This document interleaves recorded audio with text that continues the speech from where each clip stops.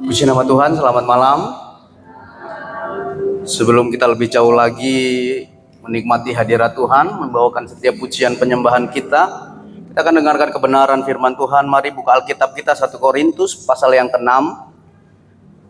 Kita perhatikan di ayat yang ke-19. 1 Korintus pasal yang ke-6 ayat yang ke-19.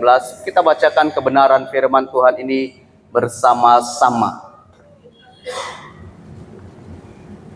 Mana ngone Alkitab?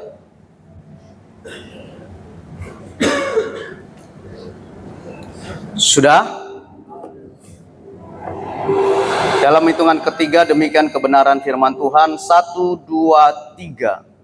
Atau tidak tahukah kamu bahwa tubuhmu adalah bait Roh Kudus yang diam di dalam kamu, Roh Kudus yang kamu peroleh dari Allah, dan bahwa kamu bukan milik kamu sendiri. Puji nama Tuhan, terima kasih buat kerjasamanya. Di dalam perjanjian lama, Roh Kudus itu tidak tinggal selamanya dalam kehidupan manusia. Di Kejadian 6 ayat yang ketiga dikatakan begini, berfirmanlah Tuhan, Rohku tidak akan selama-lamanya tinggal di dalam manusia, karena manusia itu adalah daging, tetapi umurnya akan 120 tahun. Tetapi di dalam perjanjian baru, yaitu di dalam zaman kasih karunia, Roh Kudus itu akan menyertai dan akan tinggal di dalam diri manusia selamanya. Yohanes 14 ayat 16 sampai dengan 17. Aku akan minta kepada Bapa, dan ia akan memberikan kepadamu seorang penolong yang lain, supaya ia menyertai kamu selama-lamanya, yaitu Roh kebenaran. Dunia tidak dapat menerima dia, sebab dunia tidak melihat dia dan tidak mengenal dia. Tetapi kamu mengenal dia, sebab ia menyertai kamu dan akan diam di dalam kamu. Nah, Bapak Ibu saudara yang diberkati oleh Tuhan, kita hidup di dalam perjanjian baru yang artinya Roh itu akan tetap tinggal dalam setiap kehidupan kita. Makanya Rasul Paulus mengingatkan kepada kita dalam ayat ini sebuah pernyataan yang sederhana tetapi sering kita abaikan. Dikatakan, tidak tahukah kamu bahwa tubuhmu adalah bait Roh Kudus? Dari pembacaan kita melihat ada 3 bagian penting. Yang pertama, hidup kita adalah sebuah tempat kediaman. Yaitu tempat kediaman siapa? Tempat kediaman Roh Kudus. Roh yang berasal daripada siapa? Roh yang kita peroleh dari Tuhan langsung. Dan berikut adalah hidup kita itu bukan milik kita lagi. Katakan samping kanan kirimu, hidupmu bukan milikmu.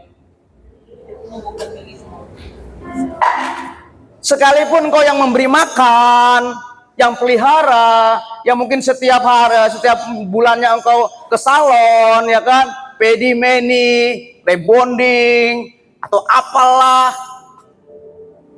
Tetapi ingat, hidup kita itu bukan milik kita lagi.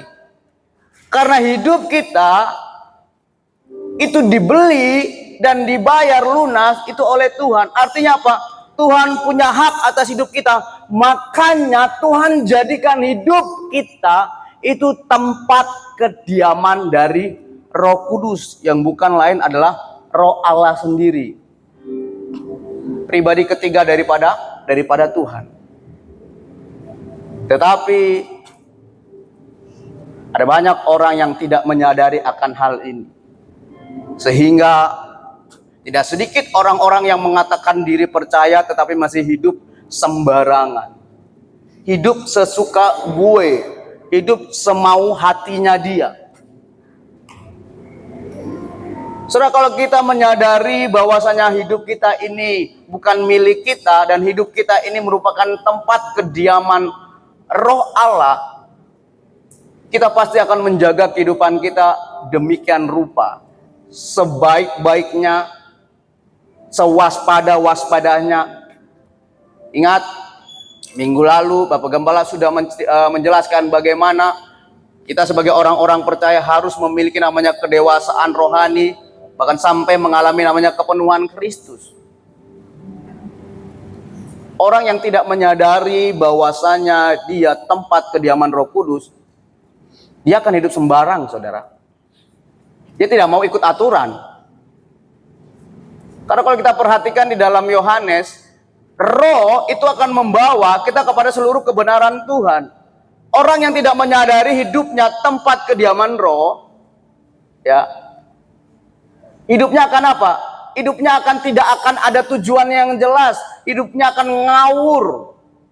Hidupnya akan sembrono.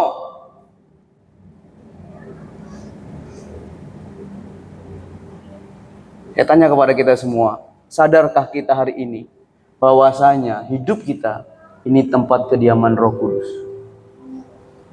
Amin. Ingat saudara, hidup kita itu tempat kediaman Roh Kudus. Roh Kudus itu kudus, suci. Saya tanya kepada saudara, saudara mau tinggal di rumah yang kotor, jorok, bau? Mau nggak? Mau nggak? Tapi kenapa kita paksa Roh Kudus tinggal di rumah kita yang kotor, jorok, tidak wangi, dengan kelakuan-kelakuan kita yang jauh daripada kehendak Roh? Masih suka berbohong, masih suka melawan, masih suka merajuk, tidak mau taat, hidup sesuka hati. Ingat saudara, orang yang dewasa rohani itu gampang diatur. Beda dengan Theodora, saudara. Theodora itu susah sekali diatur karena dia masih anak-anak. Tapi sering kali kelakuan kita lebih anak-anak daripada anak-anak.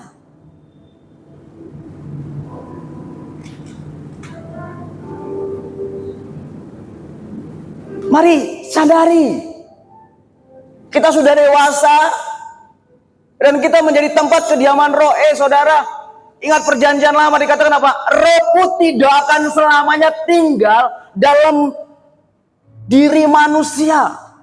Nah, kita hidup dalam perjanjian baru yang Roh itu tinggal selamanya dalam diri kita. Tetapi ketika kita tidak lagi hidup di dalam kebenaran firman Tuhan, ketika kita menyangkal kasih karunia Tuhan, Roh juga tidak mau tinggal dalam diri kita. Nanti saudara bisa perhatikan atau baca di dalam kitab Ibrani. Ada banyak hari-hari orang-orang percaya tidak menyadari, bahkan tidak mengerti bahwasanya mereka tempat kediaman Roh. Makanya Rasul Paulus katakan, tidak tahukah kamu bahwa tubuhmu, bukan tubuh orang lain, tubuh kita. Jangan urus tubuh orang lain. Sering kali kita urus tubuh orang lain. Oh, ngana tidak kudus, ngana berdosa, ngana kotor. Tapi kita tidak lihat tubuh kita. Firman Tuhan katakan, tubuhmu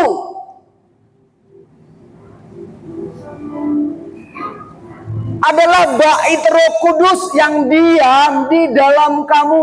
Roh Kudus yang diperoleh dari Allah. Allah yang kasih langsung. Saudara, ketika Roh Kudus itu meninggalkan Raja Saul, apa yang terjadi? Raja Saul itu tidak hidup dalam kedamaian sejahteraan. Raja Saul itu hidup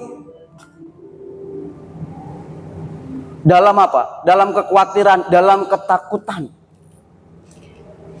Ada bayang-bayang maut yang mengejar dia.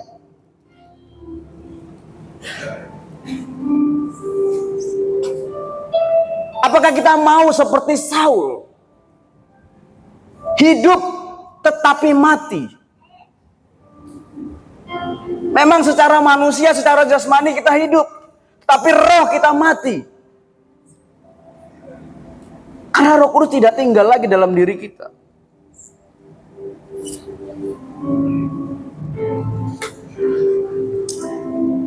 Alasan utama kenapa kita menjadi tempat kediaman Roh Kudus adalah karena Tuhan sudah membeli dan membayar lunas hidup kita. Karena Tuhan yang punya hak penuh atas hidup kita, dan Tuhan jadikan kita tempat kediaman Roh Kudus.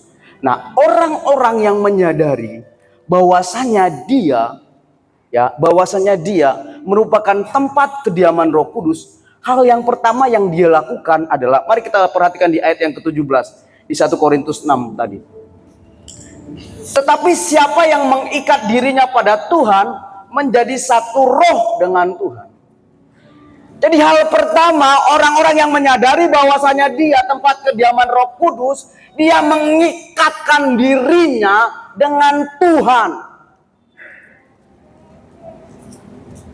Bukan dia mengikatkan dirinya dengan egonya dia, bukan dia mengikatkan dirinya dengan pekerjaan dia, usaha dia, pasangan dia, tapi dia mengikatkan diri dengan Tuhan. Coba cek, tali yang mengikat kita dengan Tuhan putus atau masih kita terikat dengan Tuhan? Jangan sampai kita putuskan tali yang mengikatkan diri kita dengan Tuhan. Karena kita nggak mau hidup dalam apa? Dalam aturan-aturan Tuhan. Karena kita mau bebas. Betul saudara, kita diberikan namanya kehendak bebas. Tapi kehendak bebas itu bukan berarti membuat kita hidup sesuka-suka kita. Hidup mengikatkan diri dengan Tuhan berarti bersatu secara rohani dengan Tuhan. Tidak lagi hidup terpisah dengan Tuhan, memiliki hubungan intim dengan Tuhan, dan hidup dipimpin oleh Roh Tuhan. Itu orang-orang yang mengikatkan diri dengan Tuhan. Makanya Rasul Paulus ketika dia sudah percaya dengan Tuhan dan dia dibaptis bahkan menerima roh, kepenuhan roh, dia katakan, aku menjadi tawanan roh. Dia diikat. Dia ikatkan kebebasannya, manusianya, kedagingannya, dia ikat.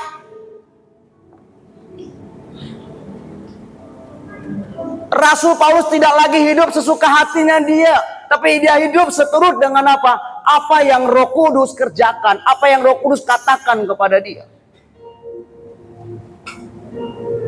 Mari kita lihat dalam diri kita. Masihkah kita terikat dengan Tuhan? Atau hari ini yang mengikat kita itu bukan lagi Tuhan. Mungkin pekerjaan kita, mungkin istri kita, mungkin suami kita, anak kita, usaha kita, harta kita, pelayanan kita, pendidikannya. Saudara, ada banyak orang sama seperti apa? Sama seperti Marta, melayani Tuhan tapi jauh dari Tuhan. Saudara, jangan sampai kita menjadi pelayan-pelayan Tuhan yang melayani Tuhan secara fisik, tapi kita jauh dengan Tuhan.